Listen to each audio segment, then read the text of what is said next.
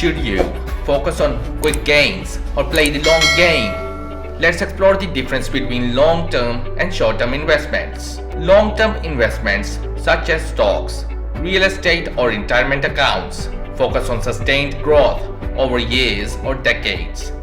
These investments benefit from compound interest and the ability to weather market volatility.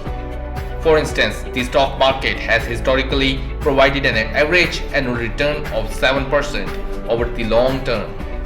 In contrast, short-term investments like savings accounts, certificates of deposit, or money market funds prioritize liquidity and lower risk. These are ideal for saving for near-term goals, such as a vacation or emergency fund. However, short-term gains often come with lower returns. The right strategy depends on your financial goals. A balanced approach might include a mix of both. For example, allocate a portion of your funds to a high-interest savings account for immediate needs while investing the rest in stocks or ETFs for the long haul.